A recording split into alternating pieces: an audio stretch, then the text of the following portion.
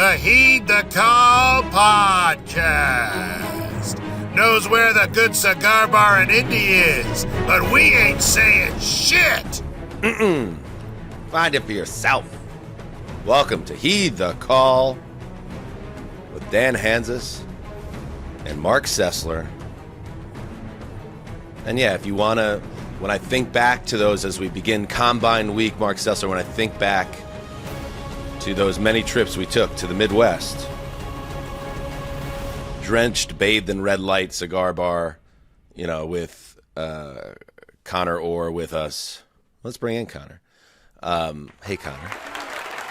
Hello. Those are good memories. Conor led us to that cigar bar, I believe. At the first time we went there, it was Conor who was the map maker and brought us to that establishment.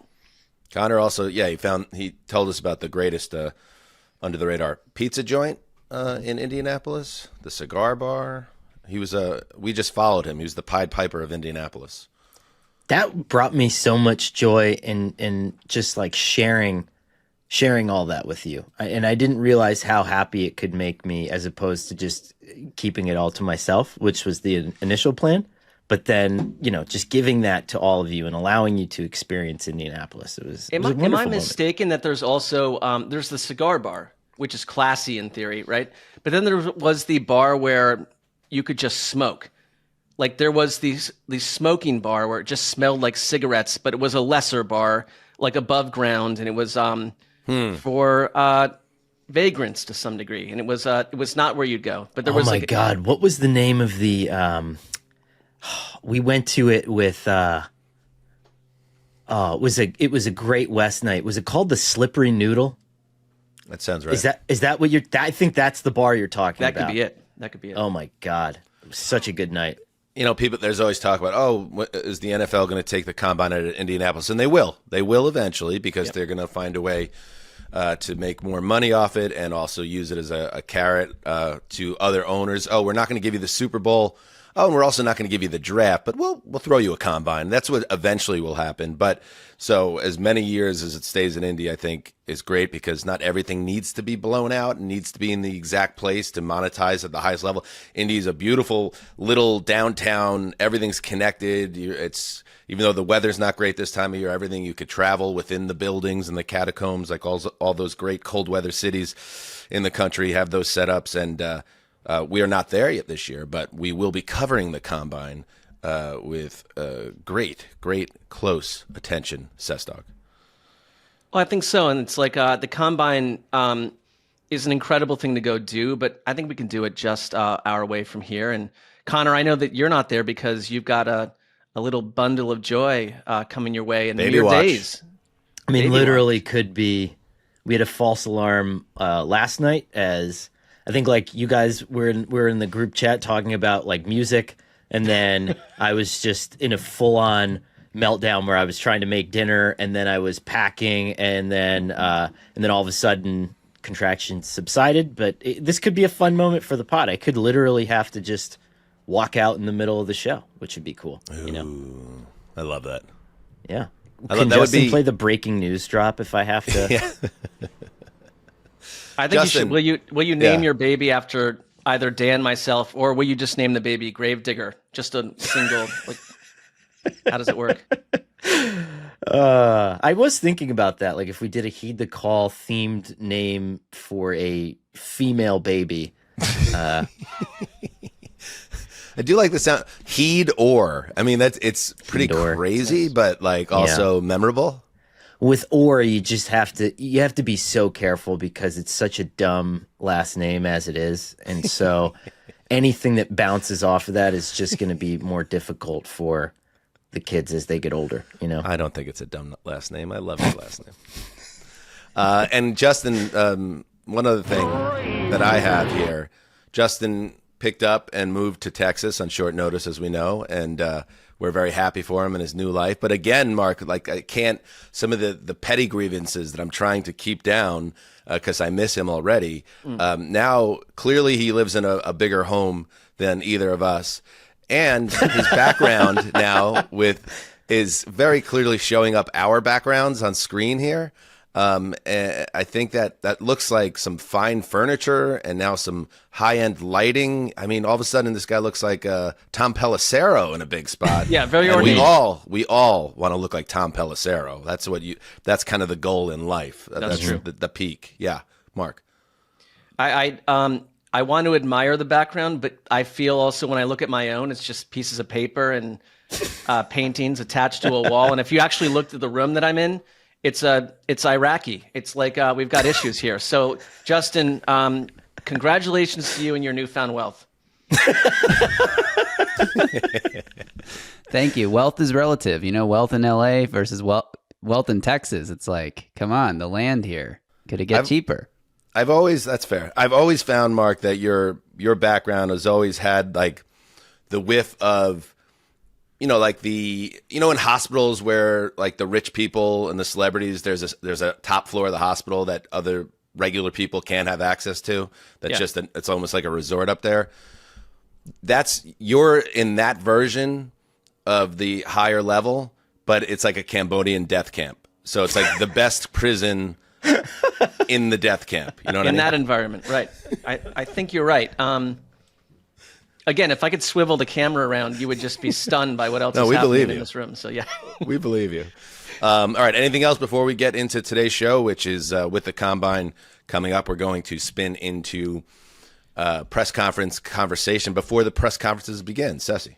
I do have one thing. Yes. So this weekend, I went to Arizona and back for a couple of items some to-dos. And on the way, it was, I believe it was Saturday morning, very early. And I was like getting a call. I get a huge voice message from Dan. I'm like, is he like issuing show notes this early on a weekend morning? Like, not unusual. We're always thinking about the show and what it should be. But I didn't see it later. So I listened to the voice message. And Justin, I think you have a bit of this. We'll just do a bit of this. But it was like, it kind of was. Is this going to get me arrested? Well, no, it won't. No. Go, go, go, go, go, go, go, go, go, go, go, go, go, go. Stay right here, stay right here, stay right here. All right, now it's 2 out, so it's limited kick no matter what you go. Okay? Hey, if you're on track, you're responsible for the bat. Hey, look out. Guys, you jog off the field, you jog on the field. Go, go, go, go. Oh. Go, go, go, go. Coaching. Wow. Okay. It was. Did I say safe? All right. All right. Hey. Hey. All right. All right, here you go. Get your equipment. Take your helmet on. Take your helmet. Get your glove. Get your glove. Go to your right. Stop it. Right here. Get your glove. Go. Go. In position. Hey, everything's the same. If you're first baseman or center field, you're getting a ball. Leo, get it right after position. Let's go. Guys, when the inning's over, get your helmet off and get your stuff. Come on. I want to What say a tyrant. This is no. I think this is the coolest butt dial that I've ever gotten in my life. Like, I don't know how you dialed me. I'm the king of the butt dial. Like, Yeah. I can't. I don't know how everyone else doesn't do it all the time. I do it constantly. It's probably a simple feature change in my iPhone that as the geriatric millennial here, I don't know how to fix it. So I just call people fairly regularly. It made me very as your friend, because I know that you do, and you had a big weekend. You do a lot of coaching. You're very involved, and we all can remember dads. My dad coached a bunch of my teams. We all can remember the dads that put their time into that. And like I say this sincerely, like listening to that, like I kind of almost like teared up a little bit in the car in the desert, because I was like, this is Dan being Dan for these wonderful kids who will never forget him, but also like good teaching moments. Like you understand baseball really well, and it's like real knowledge, right, Conor? I had a great role model, and I continue to have a great role model in my own father, Keith Hanzus. Many lessons that he imparted to me as a youth that connect to baseball are things that can connect to anything. And like, for instance, nobody walks on my field. You jog off the field. You jog on the field, right? Mm-hmm. And that's something, that's one of the things you heard there. But in general, like that's the AA. Harrison is my 8-year-old. That's the AA team. So you're dealing with a lot of third graders. And it's drilling like how things are supposed to work, like where they're supposed to be plugged in is such. Once you jump up to the AAA level and then the majors level in Little League, it's much less about that. But AA, like you're kind of responsible as a coach for teaching them what they're supposed to do and just to have their heads outside their asses. So that's why it might have sounded a little militant, but you have to, especially earlier in the season. That was our season opener, so nobody knows what's going on. That's funny, though. Oh, my God. I did flag the jogging on and off the field thing, and I was like, man, how quickly would I have been removed from girls level A softball this year if I had pulled out like even 10% of this? I'm very jealous of you right now. That's like, you know. You could be. Oh, so you're saying you have to be softer touch with the girls? Well, it's not a gender thing at all. I'm saying it's like that basic level. Because I went in hard on multisport, which is like the 4-year-old where you play everything. Like once a week, you do lacrosse, you do soccer. And I was just like, listen, like if we're not gonna do this, like we're gonna go home. And then I got looked at like I was an axe murderer, and so I quickly fell in line. And now I'm just very much like, as long as we don't bludgeon each other with the baseball bats, then everything's okay. And I think that this is, you know, this is an example of where I need to go. I have a lot of. I have 2 boys. Marc has 2 boys. My Bob has 2 boys. I have a lot of boys in my life, and I've coached a lot of teams. And the parents, they have no issue with you going that's in on them a little bit because they know that little boys are pains in the asses and they need structure. It's universally accepted. Yes. All right, here we go. How about that? Little League, man. It's the only thing in my life now. All right, let's get into it. Let's start. Before we get into, again, news press conferences coming up in Indianapolis for the GMs and coaches on Tuesday, Wednesday, into Thursday? I don't know. But most GMs and coaches will speak at Indianapolis. We'll cover all of that. But coming up a little later, we're going to set the table for what we'd like to hear from coaches and GMs this week. But before that, let's do some news. We wanted a coach that was exceptionally bright, creative, and most importantly, a tremendous leader. I believe that is exactly what we have in Ellen Moore. Oh, no. Oh, no. No. Oh, no. Did she call him Ellen? Yes. That was Gail Benson, owner of the Saints. Ellen! What is going on here? That was at the introductory press conference for Kellen Moore. Oh, no. Oh, my God.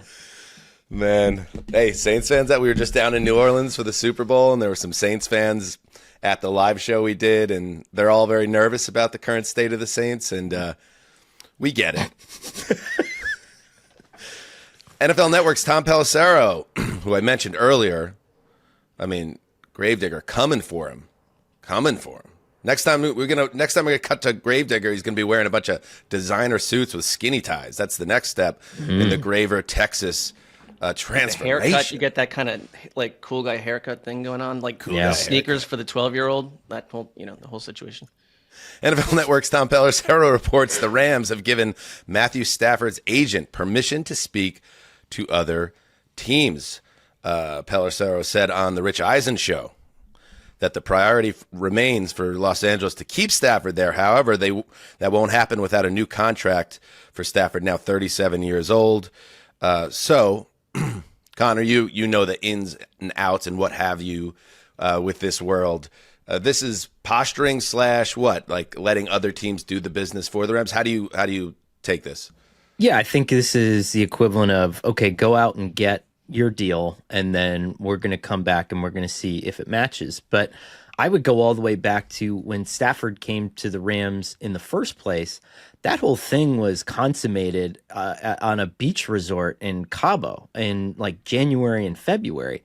And we kind of, there's an illusion here that anything really happens at the combine. All this stuff takes place over text and over these clandestine meetings. My guess is they know what they want with Stafford. My guess is that the Staffords know what they want at this point.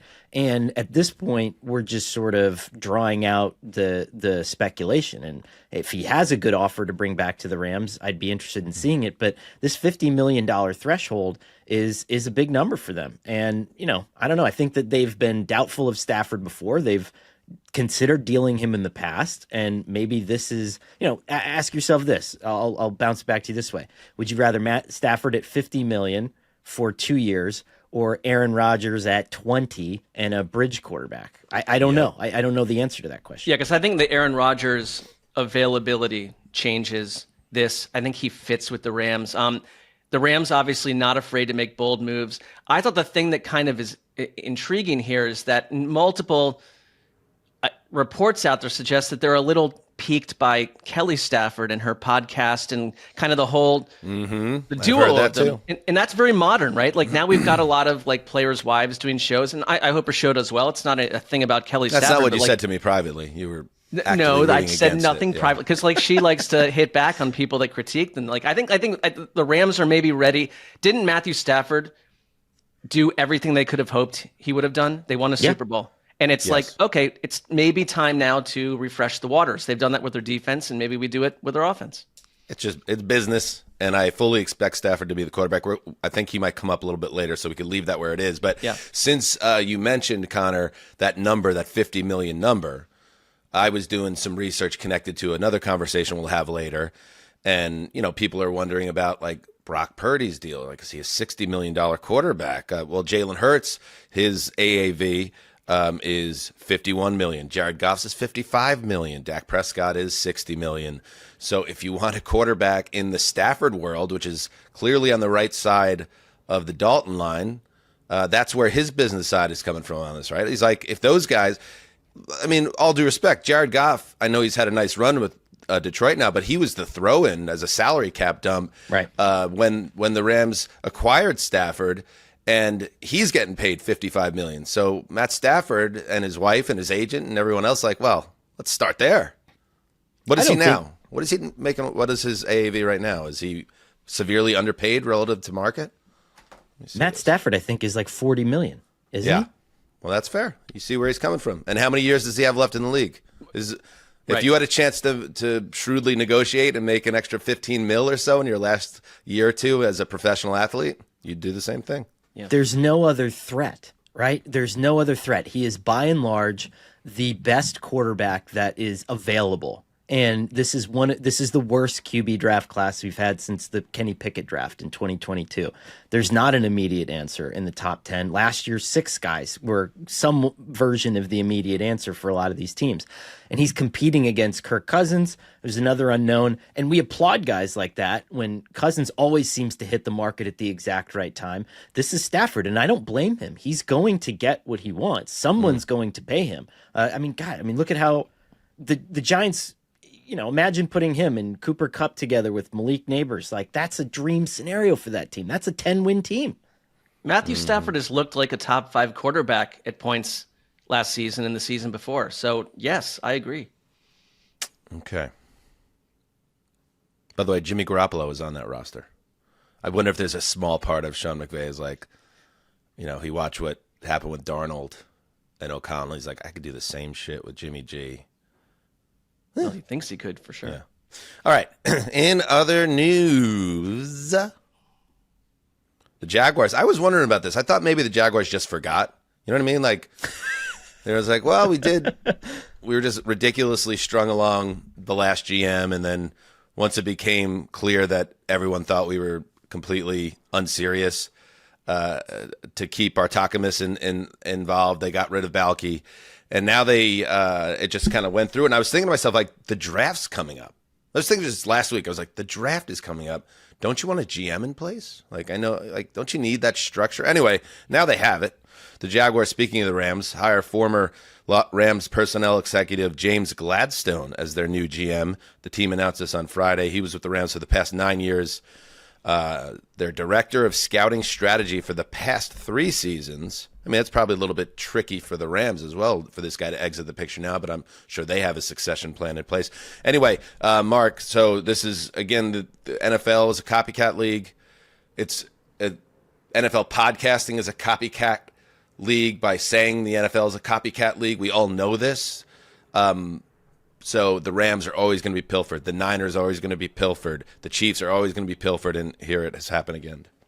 Well, I like that Liam Cohen obviously has Duval. There we go. He's got ties with this individual. They probably work together, know each other, probably were socializing together.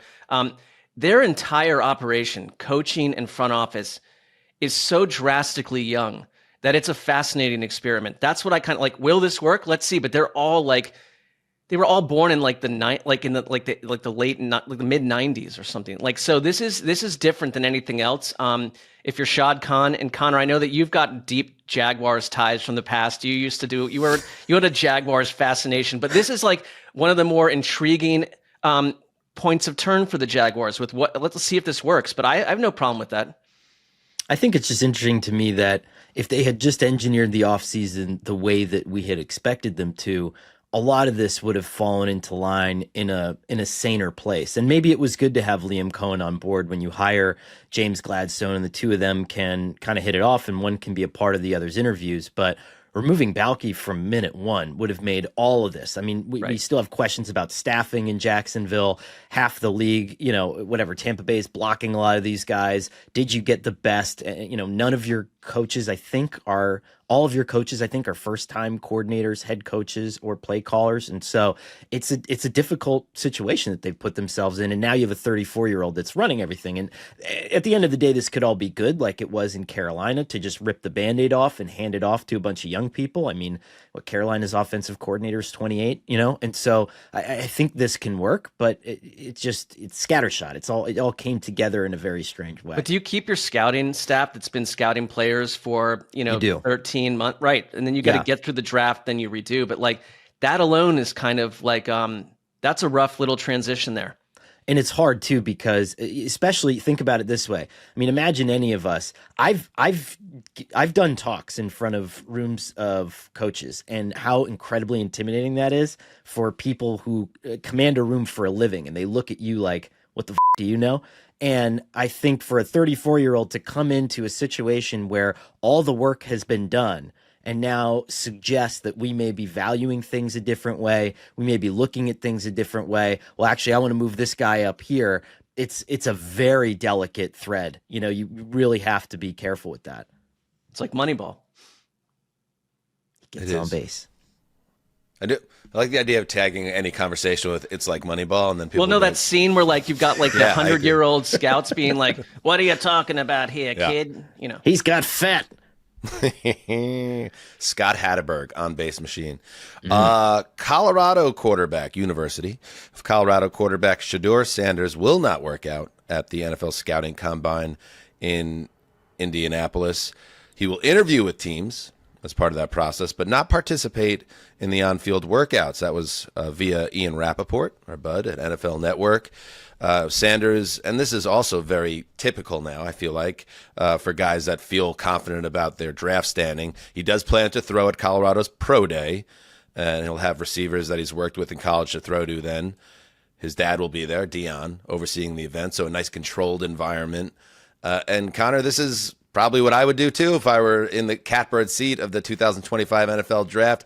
Do it exactly how I see fit. Don't do any additional risks or put myself in any position to drop, because I probably know I'm going top 2, right?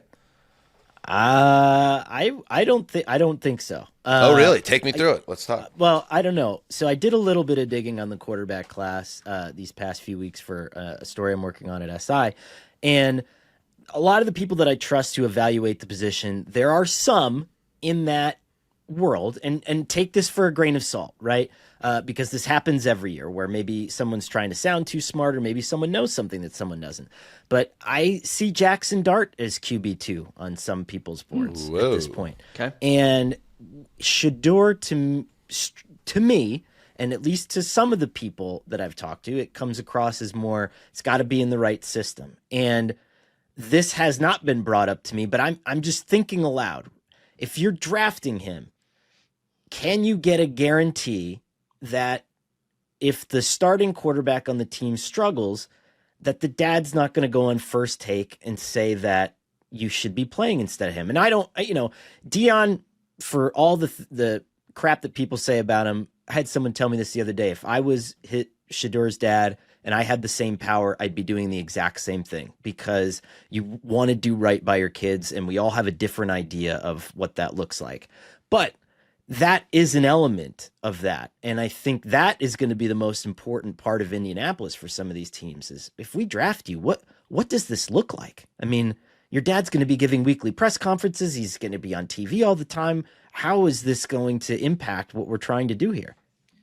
Yeah, like I think like we talked about this situation on a previous show, and right, it's like there is maybe a handful of organizations that feel like they could handle what comes with this. So I'm with you. I also think that like because this is a poor quarterback class, like Sanders and the name brand and everything else that comes along with it is going to get elevated. But like if you're Justin and you're a Titans fan, or if you're Marc and you're a Browns fan, like, and you pass on Shedeur Sanders, the son of Deion Sanders, the quarterback, and he blows up somewhere else, like it's just another total fatal black mark on your organization. Like, how do you pass up on him no matter what the drama is? Like, there's something enticing. It's almost like it's not the same player and on any level and not the same person, but like there's a Johnny Manziel element where like, do you pass on the aura of this and what it does for your organization and your fan base? Like, I don't want to take an edge rusher and then have someone else, the Giants, take Shedeur Sanders and he becomes like a 12-year Pro Bowl quarterback. You feel like fools all over again. Yeah, you have to trust your people behind the scenes, what you're hearing, having a good feel of it. But I feel the same. Like it's to me, if there's enough upside to the quarterback, and we're gonna have Lance Zierlein on later this week, a draft expert who can give us a little more insight on where Sanders ranks as a prospect. But I would roll the dice that stuff won't become a huge embarrassment or impediment or distraction for the team if I thought the player had a chance to be a top 10 quarterback. Like that's what it's about, right? Landing that quarterback. And if for some reason or this thing starts to catch fire that he's seen as too much of a risk for beyond just what he brings on the field, but what comes with him, and he gets by the Titans and the Browns and the Giants, I'd be shocked if he got past the Raiders at 6 or the Jets at 7. I would think one of those teams might even trade up if they had. But yeah, it's a fun little subplot to watch around this particular figure. Interesting. All right. That's what's happening in the news. Pivot, Sessdog, let's talk, bro. What have you done to get ready for a first date? And what are you thinking about leading up to it? I know it's been a while, but take me through it. I think number one, like you want to use the days beforehand to get like your best self kind of prepped. Like, do you need a haircut? Do you have a shirt washed that's clean and dried that looks good on you? Like, get it all down. Like, be your best self and get out of your head. And I'd say maybe do a drink before you get there just to kind of get rolling. Oh yeah, to calm the nerves. Yeah. I think another thing sneaky under the radar is make sure you smell good. We were talking about deodorant last week. Are we talking about cologne last week or what did you call it? Alien Marc called it body human scent, whatever it was. I think it called it like a human scent. Yeah, like an added scent. But now you have whole body deodorants out there, safe to use anywhere on your body, and created by a doctor. Who the doctor is, you find out. Who saw firsthand how normal BO was being misdiagnosed and mistreated. So now you have in Mondo an option to clean you up. All right, and that's what we love about Mondo. That's why Mondo is a sponsor of Heed the Call. It gives you more confidence and makes you smell better and gives you a better chance on a first date. Want to try America's #1 whole body deodorant formula right now? You can now find them at Walmart, Target, and other retailers across the country. For the best deals, go to shopmondo.com. Mondo's starter pack is perfect for new customers. It comes with a solid stick deodorant, cream tube deodorant, 2 free products of your choice, and free shipping. As a special offer for listeners, new customers get $5 off a starter pack with our exclusive code HTC at shopmondo.com. That equates to over 40% off your starter pack. Again, use the code HTC at shopmondo.com, shopmando.com. Please support our show and tell them that we sent you. Smell fresher, stay drier, and boost your confidence from head to toe with Mondo. And also the NBA season is heading down the final stretch, and Underdog has tons of fun ways to get in on the action with nightly NBA pick'em slates, plenty of discounts and promos all week long, and you can even play against other users with daily tournaments and private draft. I used to say tournaments, and my wife made fun of me so much. No, it's tournaments. One of those weird East Coast things where I was saying tournament, and then she'd be like, "What did you say, tournament?" So then I self-corrected, and now I say tournament, but I feel like a bit of a sellout because how I really want to say it is tournament. Well, I don't agree with the pronunciation that you were originated with. Kara got married, and private drafts, where Underdog is giving out over $100,000 every single day. Just download the Underdog app, sign up with the code HTC, that's us, and receive up to $1,000 in bonus credits for our U.S. audience only. That really synced up nicely because Conor had to take a ferocious piss break, and now he's back. The text we got was delightful. I mean, A little bit panicked. There was a panic in his eyes. Panic urine. Feeling better, buddy? It is. It's when you're, with a pending birth, obviously, but when there's just something exciting that's going to happen, you just sort of have to piss more. I don't know. my friends call that when you get the juice box, like you just have to keep going all the time. That's kind of where I'm at right now. It's like a kissing cousin of the nervous fart. It is. The body's an incredible thing, isn't it? It just a beautiful mosaic. Yes. Can I ask before we get into our hypothetical press conferences in which we have coaches and or GMs in Indianapolis actually be truthful? I want to ask you, Conor, because some people might not know. I know we've discussed it a little bit. You mentioned speaking in front of coaches. That piqued my curiosity too. Can you just talk about that a little bit and? Yeah, I had an opportunity. Maybe name names of coaches that were dicks. Go ahead. I have to. I'll put it this way. I've gotten some really great opportunities in my career, and this one was more of an advisement that took place over the course of like an enrichment time in the off season. And so I'm, sometimes members of the media come in to different groupings or different retreats or different getaways or different conventions. And, we can talk about relationship building, like how can you better work with the media, like that kind of stuff. So, in our role, because I think sometimes that's the crazy part is every reporter is different. And then so they come across this kaleidoscope of people and they're just like, what the hell is going on? So I think it's interesting to just sort of lay out the landscape, but very intimidating to do because these people present for a living. They have to command the most alpha rooms on planet Earth. And then here I am, just trying to mosey on up here and make a quick point, And are all the coaches, do they all want to be there? Are they there by choice, or do you feel like you have to convert some, or are they giving you the stink eye? It's like any room, right? Did you have a mustache when you delivered the address, like the one you have now? Like, I'm just trying to. Or were you wearing one of your Conor outfits? Yeah, I was going to ask, were you like in a? I dressed. Are you in like a top hat with a cane? Like, because you're a bit of a downbeat dresser. So what was the fashion? Downbeat dresser. Downbeat dresser. Well, no, you're like I would call it relaxed, whatever. Like you're on the record saying that you like to wear like how do you roll in? Downbeat. It's funny. Like around my neighborhood, I have like an elderly neighbor across the street, and she came over to me after like 3 or 4 years of living there, and she's like, I have never seen you in anything but basketball shorts. And she's like, it's December. Please put on a pair of pants. And so, yeah, that's kind of my normal fashion sense. But every now and then when the time arrives, I will throw on a pair of khakis and a button-down shirt.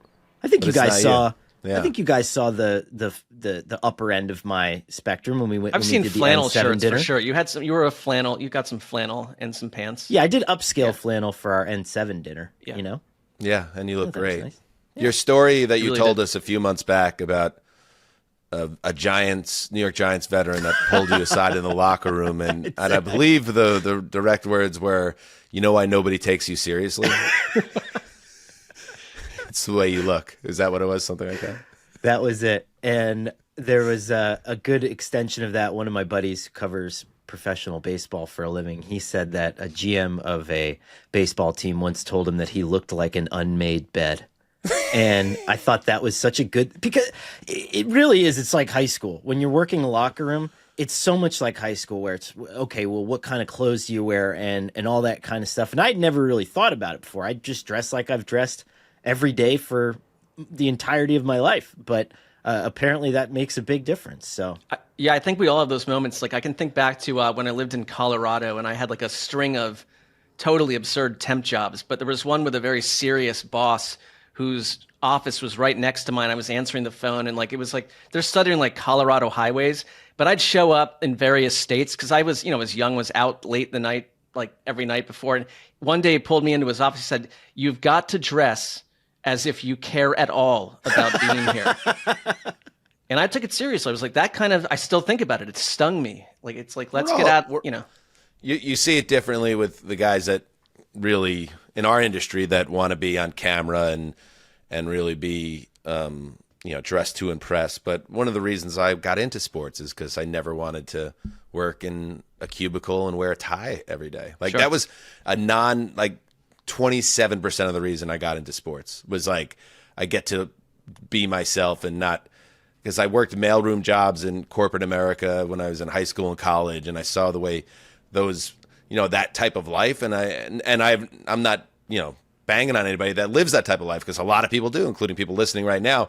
But I knew that was going to drive me crazy, and so I was one of the, disheveled mob that got into sports media, which was funny when we started going on camera, Mark, which none of us thought was going to happen, and then all of a sudden we're on NFL Network, and we have to try to dress up like it's not in our DNA as sports guys who got into it for the love of the craft. There was at one point at NFL Network, there was a mandate, and it was we'd already been on a bunch of times during, COVID and before as groups, and we got to wear what we wear, but like, they're like, everyone must now wear a tie. And I was like, I never want to be on this station ever again. I think ties are one of the dumbest things that we still have pulled into this generation, this era of fashion. How dumb they are, and I'll never wear one. I forgot about your tie angle, I will which not I respect, do it. You look ridiculous. It's a good angle.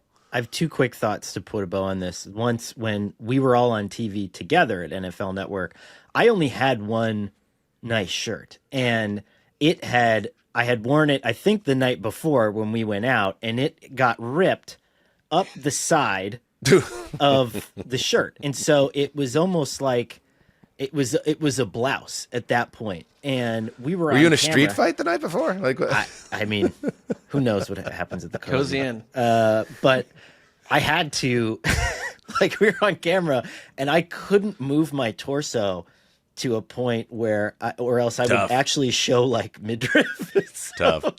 Yeah, it was a tough thing. But is there anything more uncomfortable than being overstuffed in a suit? Because I like to eat, and I think that's ultimately the basis of my rejection and all. Correct. This. Well said. Well said. All right, let's get into it. It was about 9 years ago, I believe now.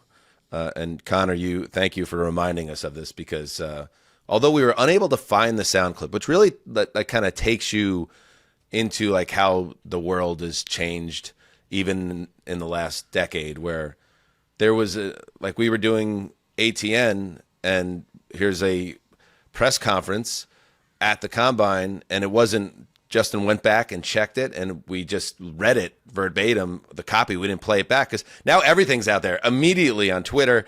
But back then in 2015, the Los Angeles Rams are trying to make a decision, right? Or was it St. Louis? Where were they at that point? Who knows? St. Louis Rams are trying to make a decision about Sam Bradford, the former #1 overall pick, and up to the podium stepped a young, handsome, another guy that doesn't really like to dress up, by the way, Les Snead, who said, quote, "Deleting Sam Bradford is not the answer."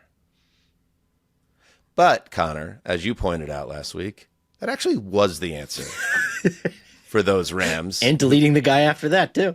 And they cut ties with their former #1 overall pick. And it did get me thinking about like how we want to begin our conversations about this time of the NFL calendar, which is when really things turn over to 2025 in these press conferences, and the media gets the first chance to really dig in at large with these coaches and GMs about their plans for 2025. But what if Les Snead kept it real way back then and said, deleting Sam Bradford is the answer? And then we cut through all the bullshit, and we're just being real, and you don't have to hide behind anything. It's honest dialogue between NFL figure and the media, which then gets directly sent to the fans, and everybody's on the same page. Why can't life be that way? Right now, it's going to be that way. So we're going to take turns as various coaches and GMs type figures and keep it real. Speaking truth to power at the NFL Scouting Combine. And since we're talking about the Rams, Conor, do you want to get us going? Let's be real. Let's get real. Let's get real. This is the if you really want to visualize it, these are the opening remarks. The way these pressers work, it's in a big room at the convention center there at Indianapolis, and everybody gets like 15 minutes. Opening remarks followed by a little reporter Q&A, and then inevitably a PR flack will jump in and say, what, Justin? Oh, one more question for Les. And then you lose them, right? And then maybe there's a little side gangbang for beat reporters, but we're not talking about that. We're talking about right now, Conor, opening remarks from who? Les Snead. How about that? All right. Table set. Cameras still like this? What? Are cameras still like this? Oh yeah, real film. Sounds like a few Polaroids maybe. Got to get those prints out immediately. Absolutely. Like an All right. Oppenheimer with the flashes. The floor is yours. Les Snead. All right. You know the best thing about these quarterbacks? I keep getting older and they stay the same age. Everyone out here seems freaked out about Matt Stafford and whether we're going to delete him. Well, baby, Big Lessie is out here on Venice Beach taking a look at what's out there, and the sun is shining, and the waves are crashing, and I can promise you that ultimately this will not impact your life one iota. That's true for two reasons. One, the best part of being a GM of the Rams, we have no fans. There are none of you. We have no history. It doesn't exist. It's not real. Our third most famous player. It's a woozy, it's a woozy, it's a fairy dust. It doesn't exist. It's never landed. It is no matter. It's not on the elemental chart. It's not fucking real. Our third most famous player is Odell Beckham. I could comprise a team of overheated geriatric Labradors, and this vacant stadium would still sound exactly the same. The other, you get a good look at that head coach in there, that boy is wound tighter than a mason jar. He's a goddamn genius. I'll sign Aaron Rodgers for a subscription to High Times, and he'll throw for 5,000 yards. This is L.A., baby. We need some strange. We need a quarterback suspicious of things like the fog and the nutritional content of snow. I deleted Sam Bradford, and you got Jared Goff. I deleted Aaron Donald, and you got Jared Verse and Braden Fisk. Now I'm going to delete Cooper Kupp and Matt Stafford, and... oh, wait. There's no one at this press conference. Hey, where's Jordan? Where'd she go? I'll just go myself.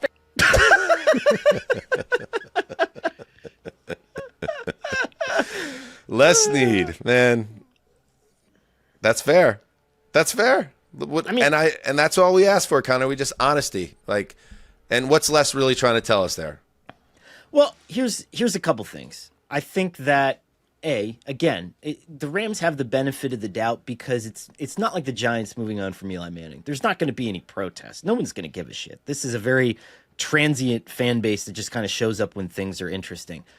I think you have the greatest quarterback head coach in the league.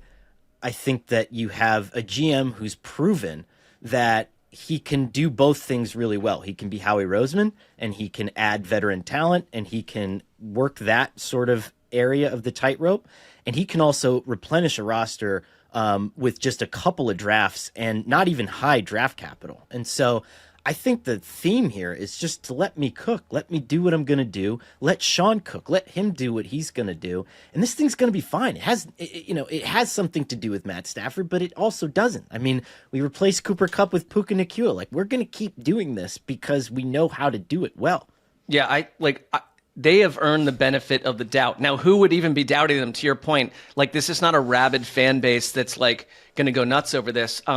Like I said before, Stafford, he came in and completed the task. And if anything, I feel like this is a front office and a coaching staff that always seeks new challenges. And they've done that year after year. And they've proven that they can draft and develop people really quickly. And there is also the possibility that you mentioned Aaron Rodgers, he kind of would fit perfectly as a stopgap in a year where you can't draft someone or you don't draft someone. I just kind of trust the Rams, and I think Les Snead is someone that's like, I can do it this way, I can do it that way, but I'll succeed both ways, and they have. And so while they have no fan base, I'm with you on that. Like, the Rams are successful, and they seek new ways to do things. And so I wouldn't panic if they move on from Stafford. And we'll have a little more Stafford juice later on in the show. Yeah. By the way, I live in Los Angeles. There are Rams fans. There's a lot of Rams fans. So, like, that's a faulty New Jersey narrative over there, and Mark seconding it is not fair because if where would you? Here, I'd rank them like 5th in sports teams in this town versus like but a it's true a football great, town. it's an underrated sports town, and there's a lot of love for a lot of different teams here. The Rams are building a fan base, but that's not the. It got said one too many times. I had to point out that I know a lot of Rams fans. They have a lot of people that go to that building, even though it seems like they get outnumbered all the time. They do, but that's also the way a shifting dynamic in the way people attend games, and everybody likes to come to Southern California late in the year. I'm just throwing that out there. Yes. Yep. But I want to say, like, to your point, like, how they've handled Cooper Kupp is such an example of the confidence I think that organization operates with.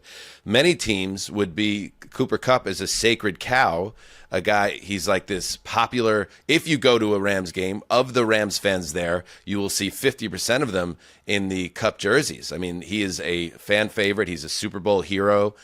He won the Triple Crown a few years ago. And the fact that they very quickly identified, okay, he's not now at the same level as he was. He's maybe not worth the value that we once put on him. We're getting him out of here. It seemed cold-blooded, but also a team that doesn't operate in the prism of, like, and maybe to the point that you guys were making, like, they don't have to worry about, let's say, a market in New York, for example, where how the back pages are going to handle it and how the talk radio is going to handle it. It's not going to be a firestorm about how can they disrespect Cooper Kupp. It's like they're just going to go about their business, and they have a track record that they'll probably make the right play with that situation. Just throw them all in the ocean. It doesn't matter. But so let me put it to you this way. Would you rather be the Rams and talking about a situation where you're taking the high-priced guys on your roster and moving on and converting it to draft capital and doing something different for it? Or would you rather be someone like the Bengals, who are taking the highest echelon of your roster, the upper end, the guys who are in their 28, 29, 30, 31-year-old seasons, and talking about paying them to the point where it ties you to them for the foreseeable future? And I don't know. I think with the way that Les has turned things over, I'm more attracted to that option at this point. And they let it go. They let it go to the very end, and it's over, you know? Well, because they've shown they can do it, and they can draft well. So if you can do it, you can do it. You, Mark, have also, you said, have a connection to Matthew Stafford. So let's move to a different area of the this really almost like an airport hangar area, the convention center, where who is speaking? Yeah, he's over in the right corner. It's New York Giants head coach Brian Daboll. Tell the truth. Yeah, tell the truth. Thank you, Justin. Justin's like, I'm going to keep you on your toes at all moments here. So here's Brian Daboll, and he gets up to the lectern. That is not what it's like. In fact, no, when you are in the scrum, there's a few national reporters up front that are, you know, they're kind of hanging brain and letting you know what's what. You might have, like in the old days when Dion was at NFL Network, Dion just moseys over and then goes behind the setup and gets in the ear for a question, and the rest of us just wait for the perfect time, Conor, to call out a question without getting spoken over. And there's always the guy from Sirius XM Fantasy that's just like, you know, and again, everybody's question is equally important, but these coaches come up and they're just like, they've just survived losing their job and they're leaving their families again. And someone's like, do you have a snap count for Bryce Ford Wheaton this year in terms of, like, you know, and where does he rank in terms of your roto ball wideouts this season? Yeah, those guys are annoying. There's 3 annoying types in the Combine press conference because, again, there's a finite amount of time. One is that guy, fantasy guy. Another is the person who doesn't know what's what and is asking detailed questions about players that are under contract with other teams.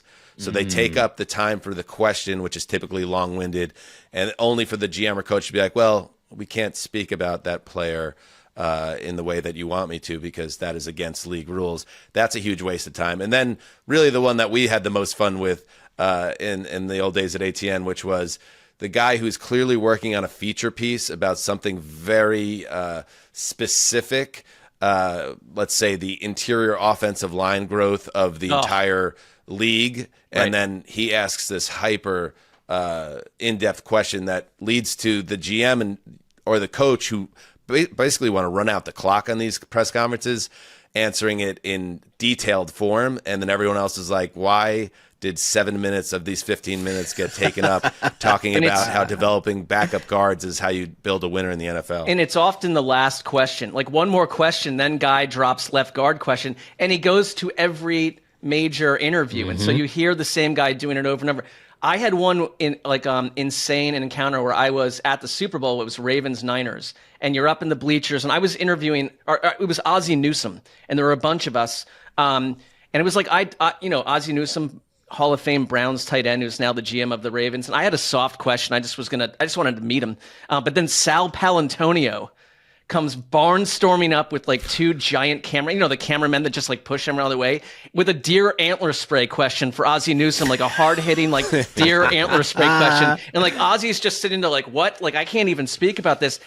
Sal and the cameramen leave, and he's staring like a deer in headlights. I was like, would you like an easier question, Ozzie? And he's like, yes, thank you, please. So, like, these guys, you got they're all the types. They're very annoying. And by the Brian Daboll just sitting up at the lectern at this point. So yeah. He's just up there waiting for us to stop our side discussion. So the floor is yours, Mr. Daboll. So here he goes. Note to media members, I am largely hungover.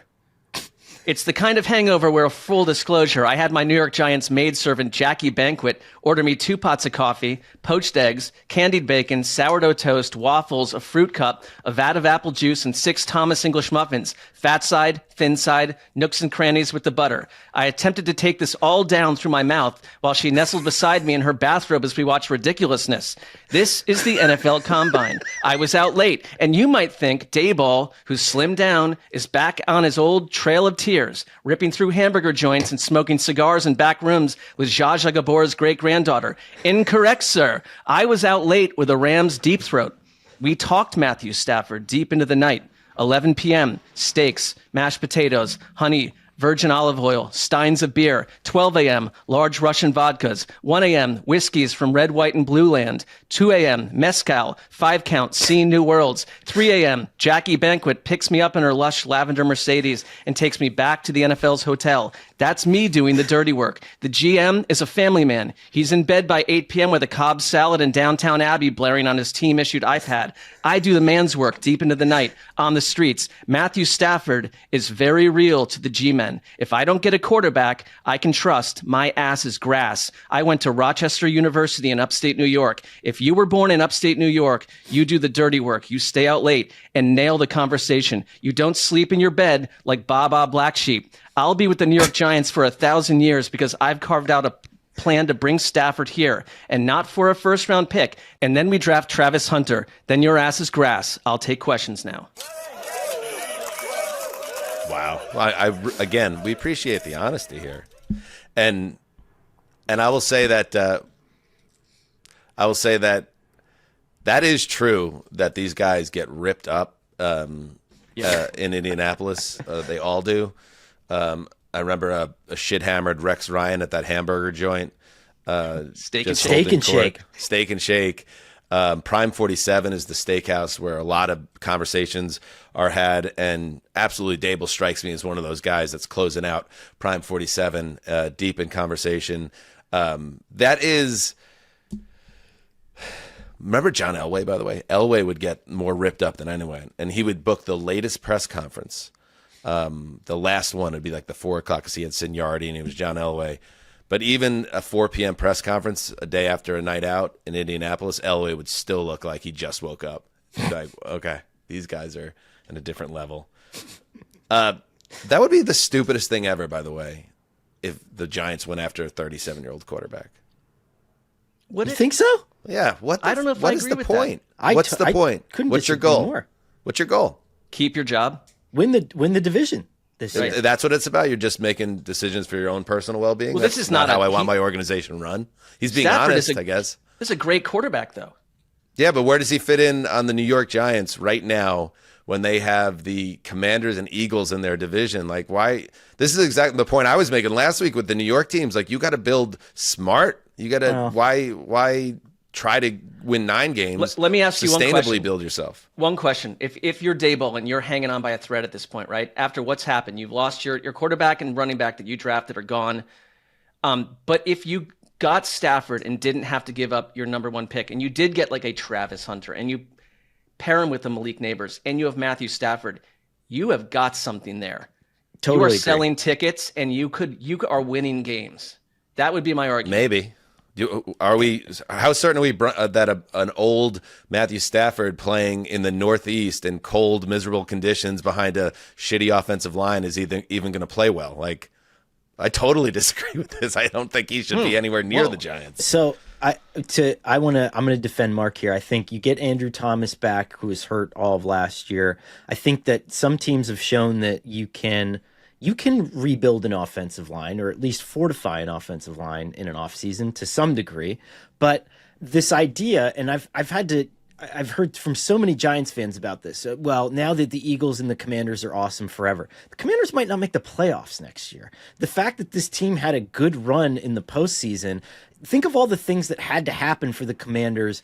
Missed field goals, the Giants not having a kicker twice, or the Hail Mary game against the Bears, which propelled them, and some of these veterans they're not going to have on the team for next year. And so I just think that we automatically put this team on an ascension track again. The Eagles are losing their offensive coordinator again, and they had a 10-win down season the last time that they lost their offensive coordinator. So I think, and the other team is coached by Brian Schottenheimer. So I think it's like let's go, get Matt Stafford and win 10 games and see what the hell happens. And I like Daboll too.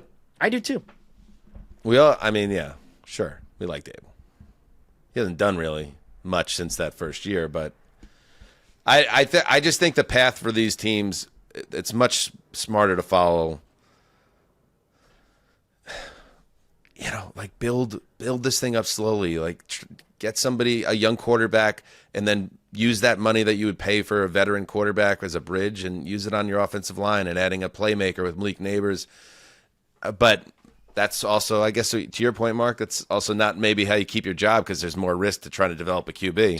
Don't you please the owner if you suddenly pair Matthew Stafford with a high draft pick and a star wide receiver? I mean, part of it is like they're in a bit of a weird situation. I think Daboll is on a hot seat.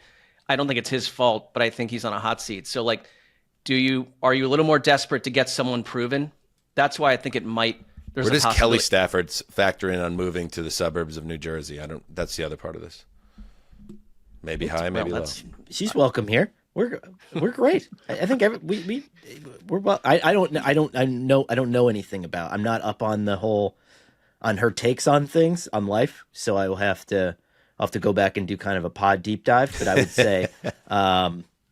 would say here in the New Jersey suburbs, we've got all kinds of people. Let's move over to a different area. And look at that. It's Kyle Shanahan, head coach of the San Francisco 49ers. And he has a bit of a weird look in his eyes. He looks upset. He looks filled with anxiety and almost dread. Like this conversation, this place in life. Let's check in with Kyle. I'm scared. Is that what you want to hear? You feel good seeing a man up here? The whites in my eyes. You see the fear in my face. Make you feel like a big man, Mr. Media, Mr. Birkenstocks, Conor Orr over there. Oh, you got one on me now. No longer the top of the world. Holy shit. The window's closed. It's over. It's over. And I worried about it. 2 years ago at the Super Bowl, I thought to myself, uh-oh. I got 2 cracks at the Super Bowl. I blew both games. And now what? Now what? I'm going to pay Brock Purdy $60 million a year now? That's the path back to the Super Bowl? Deebo Samuel, that guy that we paid all the money, he runs like a 7.440 now. Now I got to find a way to trade him. I got to get him off the team. Ugh. Brandon Ayuk, the guy that ruined my summer last year. My summer? My trip to Athens? Compromised? He's not even going to be ready for the start of the season, probably. And I don't even know if we see Brandon Ayuk be Ayuk again until 2026. Oh, at least I got Trent Williams, my left tackle, stalwart, future Hall. What? He's turning 37? He's coming off an injury-wrecked 15th season in the league? Holy shit. The window closed. It's over. And now I'm the face of this slow march to irrelevance. I'll open up the floor to questions. Wow. That was well done. I've never really seen Shanahan not appear kind of totally confident and alpha about things. So that's a... Wait a second. We talked about it. Basically every sideline shot as that season in 2024 spun out of control. Oh, right. Where all of a sudden he had like a gray beard and a 1,000-yard stare on the sideline. Like this has been building. Oh, he The got loss of Obama. swag. He got Obama last year. There's no doubt about that. He suddenly aged by about 12 years. I don't doubt about the appearance there, but this is a confident guy. But let's start with the first point you made. You're down entirely on the idea of sticking with Brock Purdy on a big contract. I think they're boxed in on it. I think from my standpoint, I don't think, and maybe like this ties into the conversation that you were talking about earlier in the show, Conor, like maybe you get him closer to the Jalen Hurts territory of 51, like 50 million, but 50 to 60 million a year for Purdy. And I know opinions vary on Brock Purdy. I think I don't see a big difference personally in Purdy and like Sam Darnold, where I think that Purdy take him out of this offense with this play caller, with the right playmakers around him, and you stick him in New York with the Giants as an example. I don't think it's very pretty. But also, what are you going to do if you don't re-sign Purdy? Like, who's a better option? So I think they're just going to pay him, and that is just going to make the job harder because they had, again, the window when Purdy was making nothing as literally Mr. Irrelevant, and you missed it. You missed that window, which was a huge advantage. It's just one of the things. So it's not so much about having a conversation, is Brock Purdy worth it? Should they do it? Because they're going to do it, everything we hear. It's more about like, okay, now once that happens and he's getting paid $50 to $60 million average annual value, like, all right, now how do we go about this with that built in?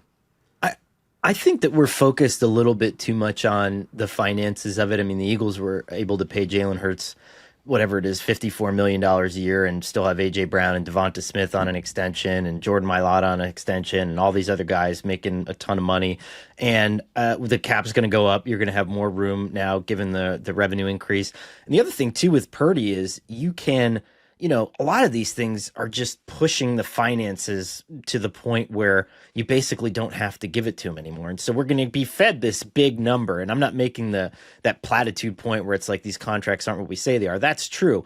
But it's even more so than that, where, they can backload the crap out of this deal. They can still have the room to make one or two more runs with George Kittle, with Trent Williams, with whatever you get for Deebo Samuel. And they're really great at generating comp picks and a lot of that stuff. And so can some of these guys come up and be valuable contributors to the team? I don't see it as a dire thing because we've just seen over and over again that the money really doesn't matter. Okay, it really and I hear matter, that. I hear that, and that's why I'm not freaking out about the Purdy thing. I'm nearly pointing out that they had a window of 4 years there where he was making nothing, right? He was making yeah. But I still but again, if you had to sign him this year, you could still make the cap number like $1 million, right? And so don't you think that this constitutes still in the window then, if you were able to do it like that? I would argue that like quarterback salaries, because of this massive increase in the cap, haven't even caught up to what the cap is. And forward-thinking teams, There's 4 or 5 of them around the league that have mastered pushing money down the road to the point where like it will again be less and less important as the cap grows. I think you're sort of saying, Dan, like you don't really, the window with Brock Purdy was there. They didn't get it done. And someone like a Sam Darnold is the equivalent of a Brock Purdy. So why pay him like a Jalen Hurts plus? I guess my question is, unless you've really kind of given up on the pursuit and you move on from Brock Purdy and you don't pay him, and I think they will. We all. But I'm not saying that's what's going to happen. They are going to pay. I don't. I also think like, does this team draft well? They've made some massive draft errors, especially at the quarterback position. They've missed on some stuff. Do I trust their coaching staff and their front office to sign stars and to keep going? I do. I don't see a window closing, but I do see a team that I think felt exhausted last season, exhausted by all that's happening. So it is a question mark on where they are coming into this year. Can they just bounce back and be a 12, 13 win team? I don't know. That's a good question. I didn't even mention, by the way, Christian McCaffrey. Not only was the season totally wiped out, he just ran up to the podium again. Like, I didn't mention CMC. Not only was my generational running back that was the centerpiece of my previous Super Bowl run basically missed the whole year with lower body injuries. They were the type of lower body injuries that were like, well, that was weird. Oh, both his Achilles don't work right? And then his calf blew up. It's like the type of things like I think we might have already seen the best of Christian McCaffrey, who he himself is under a big contract with a lot of money coming his way. Like it's not so much. It's not just like should they or should they not pay Brock Purdy. I'm looking at the greater roster and wondering, yeah, can they open up the window again? Sure. But I think the window did close last year. It was more than just we're a tired team, and now they have to figure out how to jack it open again and hit on a draft and free agency, go to work. But it's like, are the Niners a latter stage as Joe Biden? TBD. Exactly. All right, there you go. A lot of interesting subplots to track at the Combine. There were 3. Pivot, ad read, Marc Sessler. Well, this is for Conor and everyone out there. But hey, by the way, did you know that Underdog, they're not just higher, lower pick'em entries, okay? They also have streaks. You can enter for $1, get a nice streak going, and win as much as 1,000 times your entry. Or if you have a nice streak and you don't want to risk it anymore, you can cash your streak out anytime. Conor, that's for you. Check out Streaks by scanning the QR code on your screen to download the Underdog app, or sign up with the code HTC and receive up to $1,000 in bonus credit. For our U.S. audience, only. We're back. Hey, I know we all prepared a couple, for the segment, and Conor, want to apologize that we're not going to get to your second presser, because I know whenever someone involves a prop, I feel like it's a bit of a missed opportunity. Conor, so do you want to reveal what you have something up your sleeve quite literally right now? Yeah, so I've been hiding this bin the whole time. And then when you were going to go to Todd Bowles, I was going to pull it out, and then I was going to put it on. What a moment it would have been. But the fault in the bit, right, is that like the whole premise is that this season Todd Bowles is just going to talk like a pirate the whole year. So there's really nothing to talk about with the Buccaneers in general. I just think they're just kind of a boring team, and so the fact that Todd Bowles wants to talk like a pirate the whole year. So the bit would have peaked with the bandana reveal. So I think it kind of worked out for us in the end. Yeah, I think it very slowly. For a show with a large audio-only listenership. Yeah, correct. Good episode maneuver to way to self-edit, or you nailed it. Dick. Conor, Marc, Justin, we're just getting going this week. We're going to be all over the Combine. Like I said, Lance Zierlein coming up, maybe some other guests as we get into this kind of the kickoff week of the offseason in a lot of ways. I'm excited. Well, we've never done an offseason in this fashion with Heed the Call, and I think that we're going to do it in a way that's organic to us. And like, by the way, Lance, like he can throw it back at you. I've done my mock draft, which I've done, like it's not taken seriously by literally anyone in the media, but he made it very clear that it's not to be taken seriously in the past. But this time around, I hope to. We might have to run that seg back. Lance just undressing your mock draft pick by pick is something that brings me great joy. He was rendered to giggles, like male giggles, about what I'd come up with. So that's fair. All right, good stuff. Thank you to everybody for checking out the Monday show. We'll be back soon. Until then, do what you must. Heed the call.